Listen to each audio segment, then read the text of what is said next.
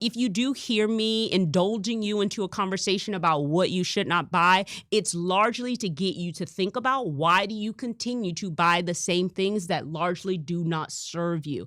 I believe that anything that you take care of is just going to become more beautiful, and that totally includes your money. Honey, I am Shawnee Curry, and I am bringing to you what I have been giving to my clients for the last 15 years, which is called money therapy. I think that largely we do an excellent concept of getting ourselves and others to spend money.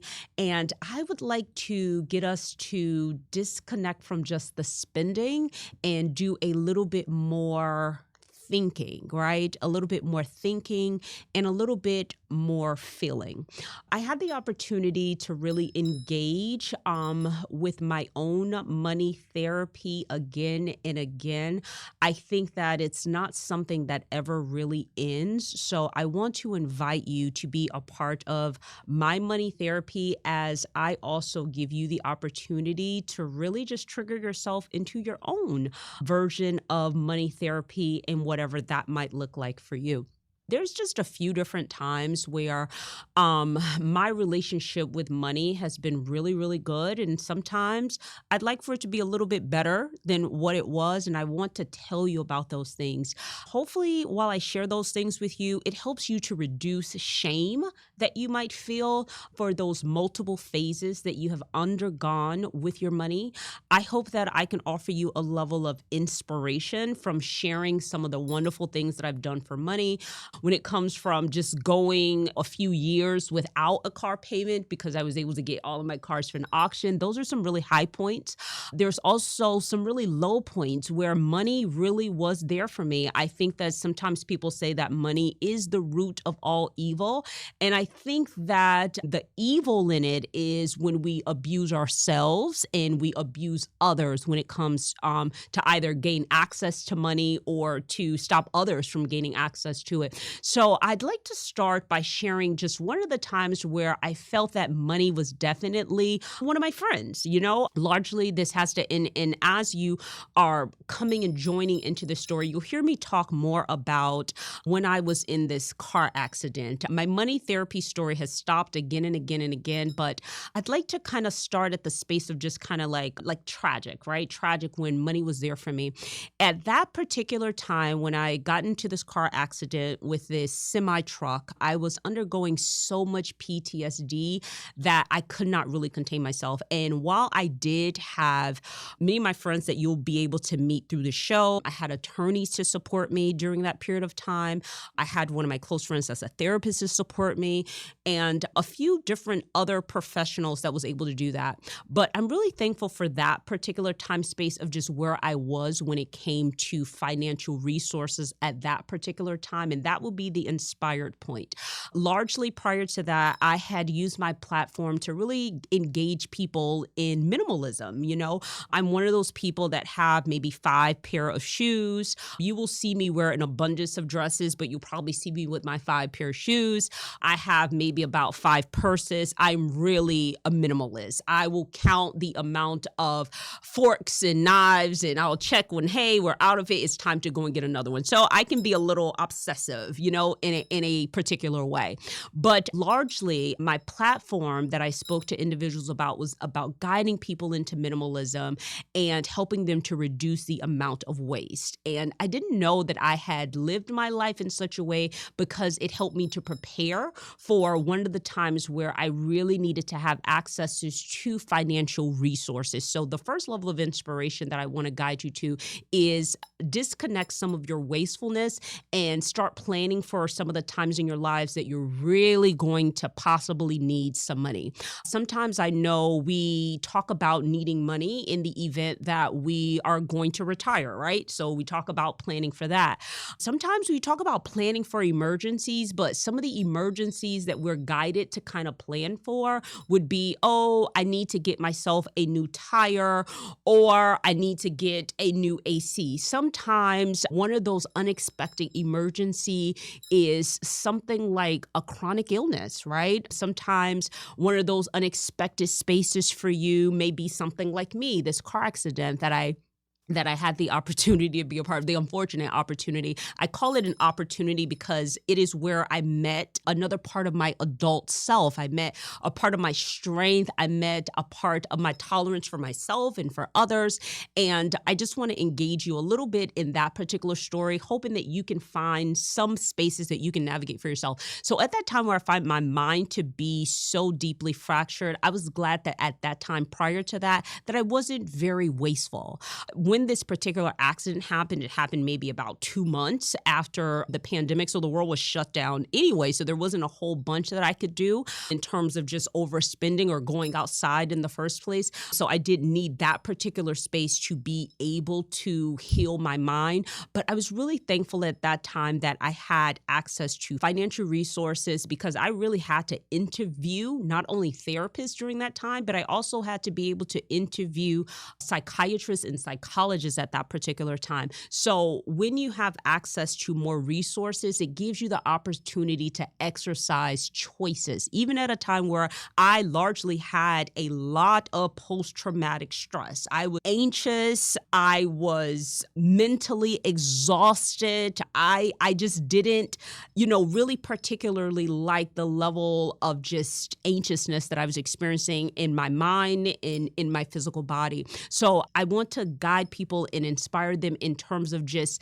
not necessarily preparing for some of these very difficult times, but also just living in a way that there is a time where I may need money more than what I actually think so. So on my website, there is a budget that you can go and find. And some people think when I mention the word budget that I want to see how much coffee you're buying. Really not interested in this $5 to $8, $10 coffee that you buy. Now, it will add up. If you're a little excessive, it will add up. But that's not what the budget is for. It is for you to look at your income, and it's for you to look at your expenses and see just how much you have left over.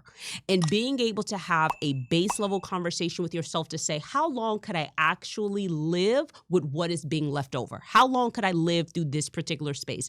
For me, during that time where I really had to go through the process of interviewing therapists, psychologists, all those particular things while my mind and my body was healing, for that period of time, it took me 6 months. And for some people, 6 months doesn't sound like a lot in terms of going through a space of being fragmented and being able to rehabilitate yourself. It's a long time, especially when you have to live off the resources that you already have access to. Maybe you're not working as much. So I guide you in that particular story. Just do a budget. Even if you don't go to my website, just write down what your income is, what your expenses are, and look at your magic number. That magic number is going to tell you, let's say it's $100 and you say, okay, well, I need to put that $100 to the side.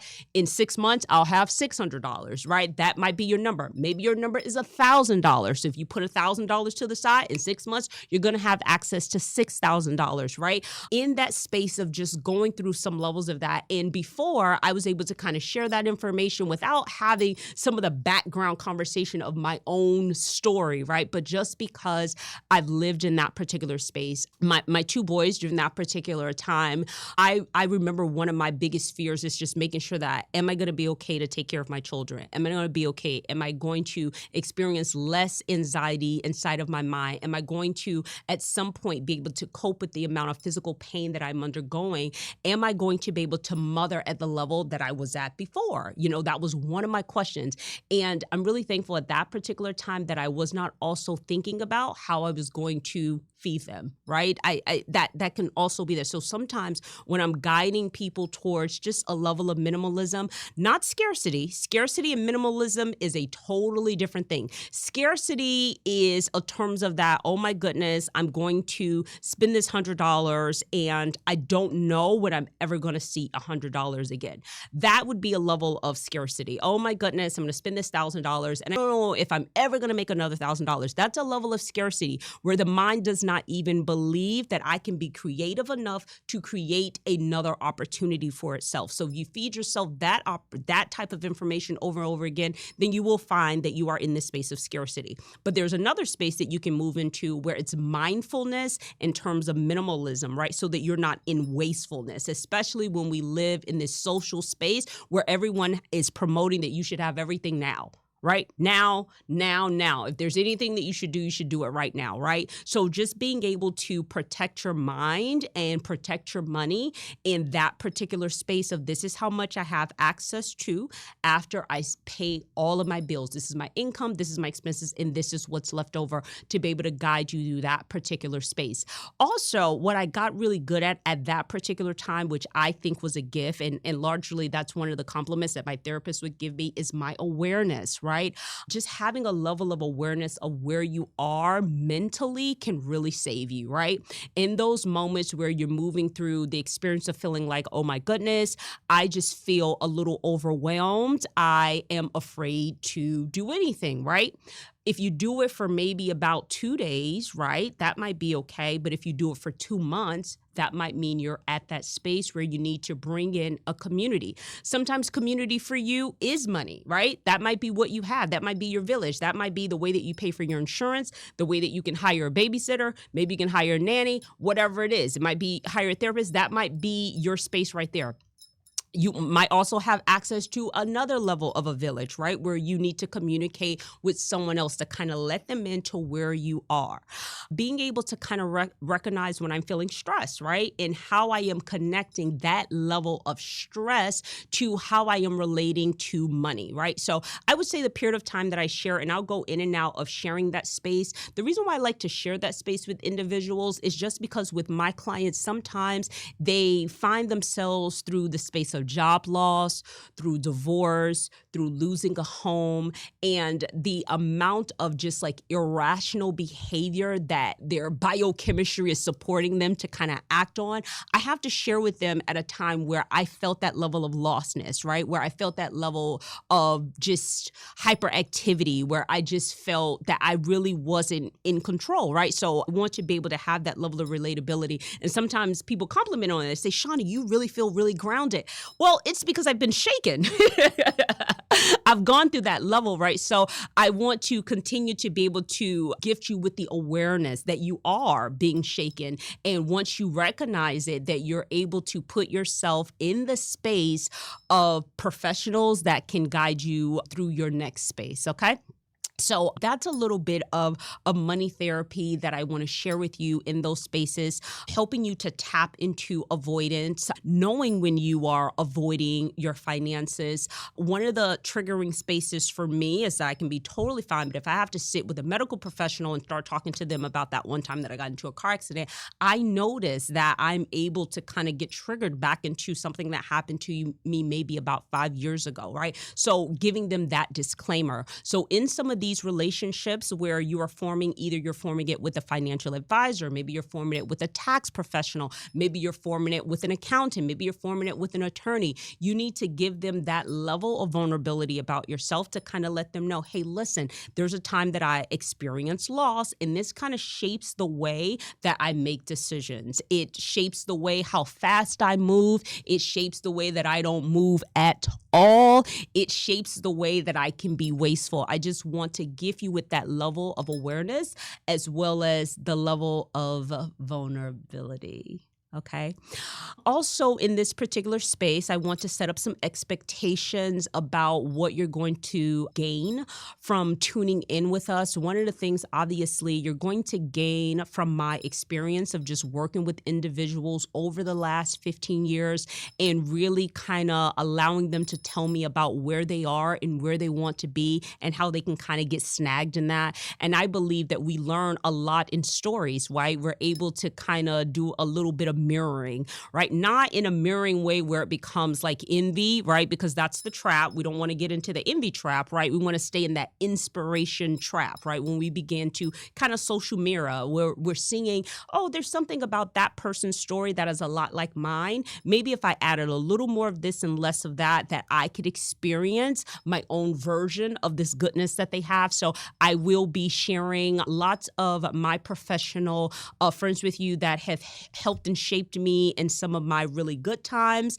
and times where I needed to perform a little bit better. So when you tune in to money therapy, it's not just going to be the standard level of what you should not buy, right? It's not going to be that. If you do hear me indulging you into a conversation about what you should not buy, it's largely to get you to think about, why do you continue to buy the same things that largely do not serve you?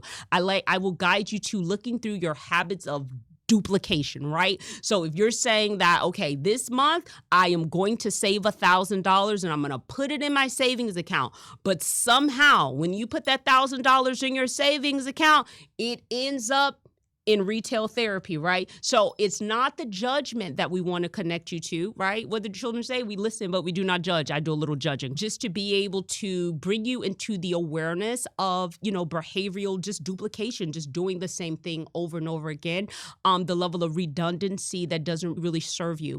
I also want to use this space to get you to journal. That is one of the tools that I definitely use to get me through some of those difficult spaces. It is something that I use with my clients when they are just very stagnant in that particular space. So there's a form of clients where I can meet with them and we can look at their income and look at their expenses, and they say, Shawnee, I want to purchase a house in the next 6 months, and it's great. And we can go, okay, you can do this and this, and then everything will be fine, right? And they go and they execute, and it is great, and they end up with the house and they get tons of equity, and it's just really good, right? This is good. They go and then they replicate and they become a house hacker, and that's great.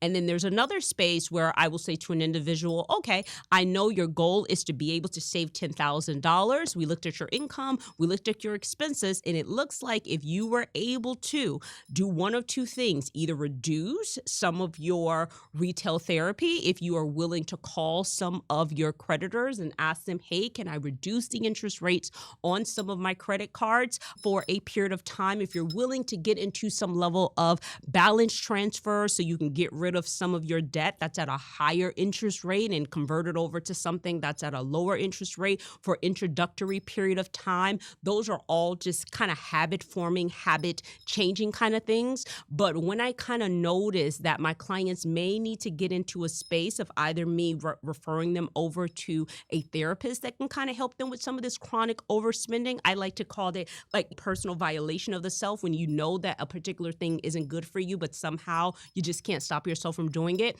I'll kind of recommend either, hey, maybe you should work with a therapist, or maybe a little bit of journaling, because your awareness is a gift, right? Is a gift. If you are inspired through this particular show to go and look at your income and look at your expenses, and you do not like that number, you can sit with that, don't liking it for a period of time, but don't rest there. Right? Don't stay in that particular space, right? Don't stay at this negative number that you no longer like. I'd like to engage you somehow in the space of being able to say, you know what, Shawnee, I don't like this negative number. Here's what I'm willing to do. I'm willing to do less of this and more of that. So less of this may mean, you know what, I travel a little bit too much. Sometimes I talk to some of my clients and I'll say, oh, you were doing really, really well. You were able to come up with $20,000 here, and you have yourself a really good nest egg, but somehow it looks like you depleted this. What started happening? And then we look at the transaction, I see a little bit too many travel plans, right? Just a little bit too much. Sometimes I will look closely at someone's habits, and I will find that they do a little bit more retail therapy than they actually need to do at this particular time, right? And then I'll start really guiding them through the experience of like, how do you define this as a reward? Right? How do you actually reward? Because sometimes individuals will save, a level of money, and then their reward will be something that completely depletes all of the savings. So then it's like 6 months just gone down the drain. So largely, one of the gifts that you're going to get from tuning in is definitely that awareness that you're going to give to yourself. And then I'm going to constantly prompt you. I'm also going to be sharing with you, the good thing about me is I'm a grower. I'm not going to stay the same. I am going to evolve in my thinking and my doing and my being. And I want to invite you to be a witness to me. I am always making financial decisions. Sometimes I make them a little bit slower just because I'm an observer, but I will be bringing you into some of my financial purchases. I purchased a car, I think maybe about a year and a half ago. It took me about 3 years to purchase a car. So when I tell you that I'm one of those people that will observe the market and over research something, and then you can kind of push me, say, Shawnee, come on, man, let's get to it, right? I even remember a period of time where I really had to coach myself out of shopping in the thrift store. And I was for the thrift store for a period of time. I probably lived in the thrift store for maybe about 5 years, especially when my boys were a lot smaller. And $50 just felt like too much for me. So I lived and breathed inside of the thrift store. I could take $50 and get 5 dresses, right? And now I take $50 and I get 1. But I remember a space that I had to kind of coach myself into and say, okay, Shawnee, well, we don't just have to come to the thrift store now. We have this amount of money and we can move forward, right? So I'm also going to be guiding and sharing you where I sometimes get stuck. I think oftentimes where individuals are sitting behind a microphone that we will think that just because this person has information that they has all the implementation, right? I think I have some of the implementation, but I think that I too can put my foot to the fire. So you're going to, when you tune in, you're going to see me going through my transformations because I think that we do learn through stories when we keep the space of inspiration and then we don't get into that space of like social comparing, because that's where we get really, really lost in the sauce. I think a large part of the social space should be used for inspiration, but when it starts to guide us into envy and jealousy and all this social comparison, I think that's when we kind of got to turn it off. So I hope that in this first episode that it gives you the real opportunity to be able to understand what my goal is with the Money Therapy Journal, to get you to, number one, become aware of where you are financially, and then to give you with a level of inspiration so that you can move from that place wherever it may be. And then I'm going to share some tools. Sometimes those tools will be actual tools like my book, Money Therapy, that you can grab, or sometimes it will be a professional. So I want to gift you with tools that you can use. Now, I do want to tell you that anything that you take care of will become more beautiful, and that includes your money.